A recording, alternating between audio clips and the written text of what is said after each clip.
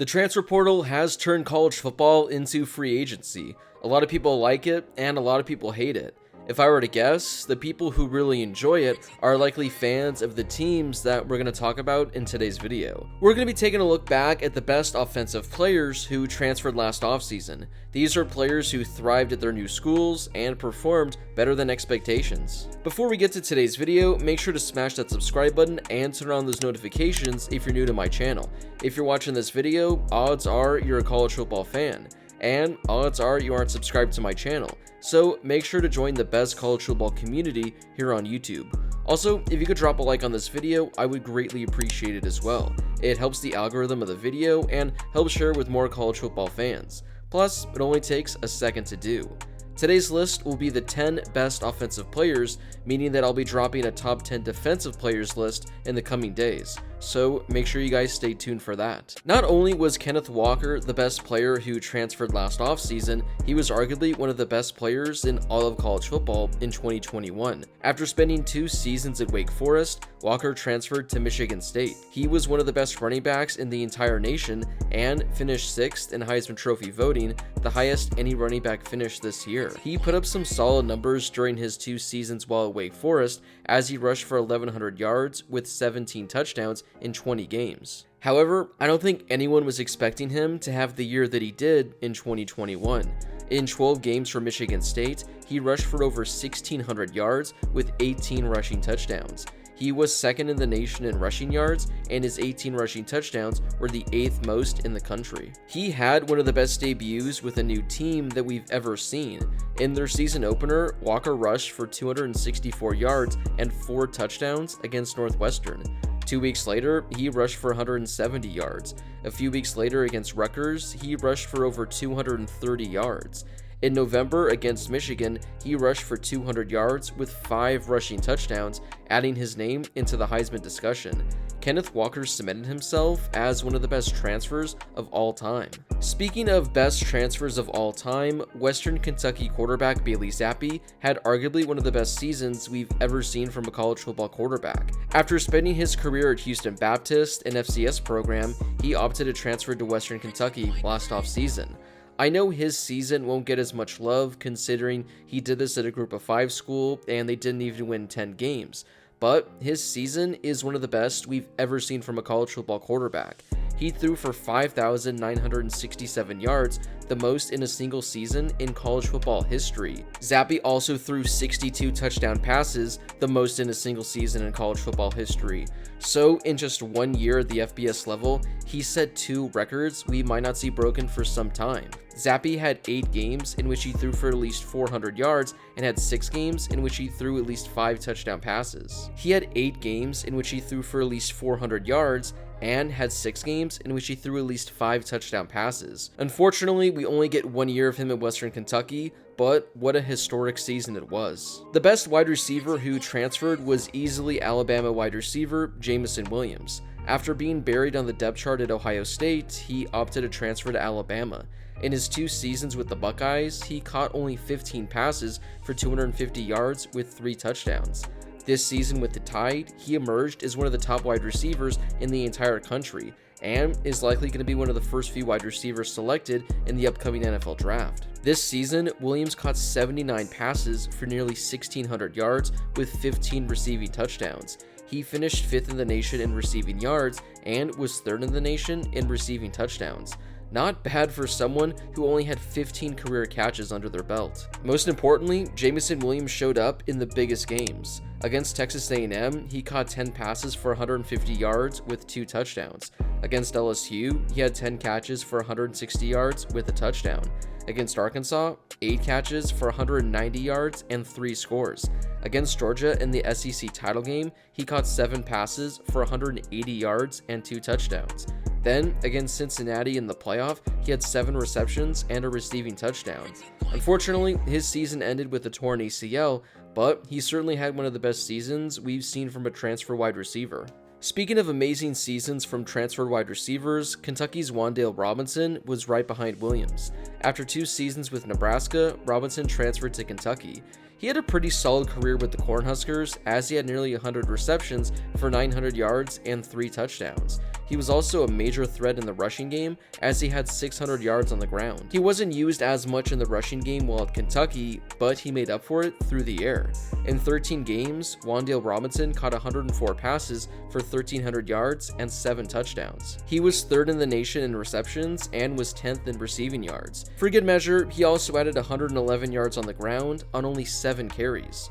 Robinson had 6 games with at least 100 receiving yards, including 3 games with at least 160 yards. He also was a reception animal as he had at least 8 catches in 8 games. After being one of the best all-around offensive players in Nebraska, Robinson turned himself into one of the best wide receivers in the entire country. Charleston Rambo comes up next on our list. After 3 years with Oklahoma, he transferred to Miami. In his 3 years with the Sooners, he caught 76 passes for 1,200 yards and 9 touchdowns. Well, in his 1 season with the Hurricanes, he nearly replicated those exact numbers. In 2021, he caught 79 passes for 1,200 yards and 7 touchdowns. He set Miami records and had one of the best seasons from a wide receiver in program history.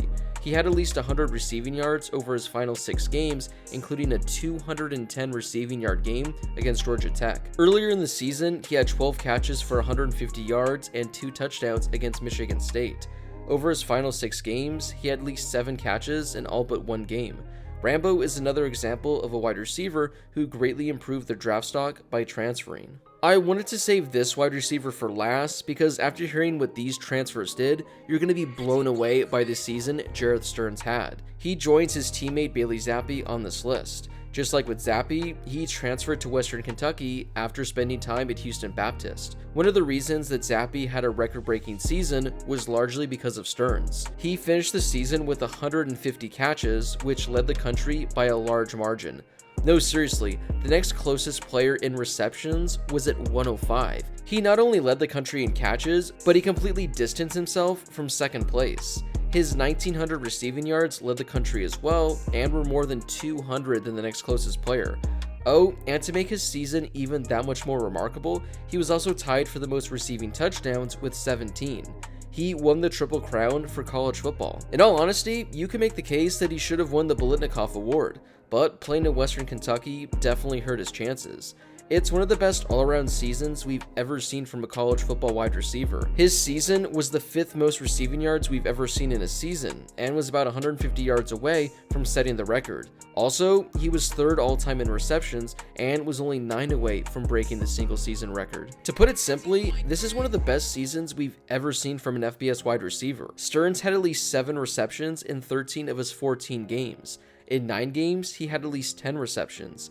Against Michigan State, he had 17 catches for 190 yards. Against UTSA, he had 16 catches for 200 yards and 2 touchdowns.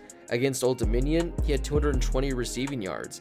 And then, against Appalachian State in their bowl game, he had 13 catches for 200 yards and 3 touchdowns. His season was truly insane, and he deserves a lot more credit for the numbers that he put up. Up next, we actually have a tight end on our list. After spending 3 seasons at Oklahoma State, Jelani Woods transferred to Virginia. During his time with the Cowboys, he caught 31 passes for 360 yards and 4 touchdowns.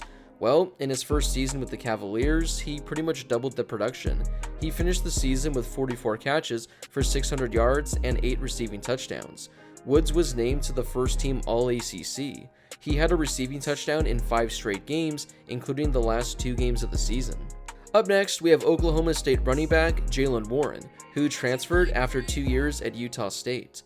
In 15 career games with the Aggies, he rushed for 800 yards with 8 rushing touchdowns. This season with the Cowboys, he was one of the best running backs in the entire Big 12 and was even named the Big 12's Offensive Newcomer of the Year. He rushed for over 1,200 yards and had 11 rushing touchdowns. In addition, he added 25 receptions for over 200 yards. His best game of the season came against Boise State when he rushed for 220 yards with 2 rushing touchdowns. He had a couple of other monster games as well, including a 200-yard rushing performance against Texas, a 125-yard 2-touchdown game against Baylor, and a 115-yard 3-touchdown game against TCU. We'll add another quarterback on this list as we have SMU quarterback Tanner Mordecai. After spending 3 seasons as a backup quarterback at Oklahoma, he transferred to SMU where he finally got a chance to start. In his first year as the starting quarterback, he put up some of the best numbers in the country.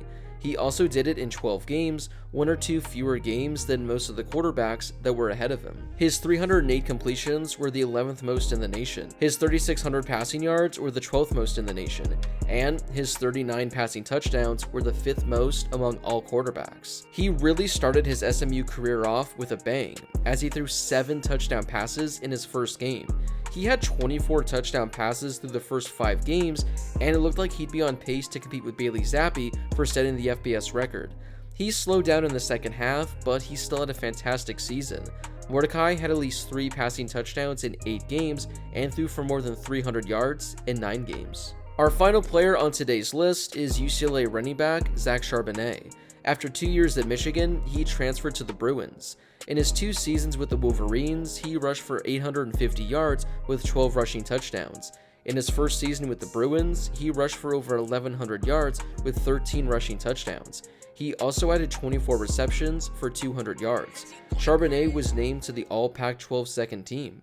He started off his UCLA career with a bang as he rushed for over 100 yards with 3 touchdowns against Hawaii. Then, against LSU, he rushed for over 100 yards with another touchdown. Over the course of the remainder of the season, Charbonnet had 5 more 100-yard rushing games. Maybe his best performance of the season came against USC at the end of the year when he rushed for 170 yards with a rushing touchdown. So, which player on this list impressed you the most in 2021? Are there any other players that had solid seasons who didn't make this top 10? Drop a comment down below, and maybe I'll make a second video talking about more offensive players who had a great first year at their new school.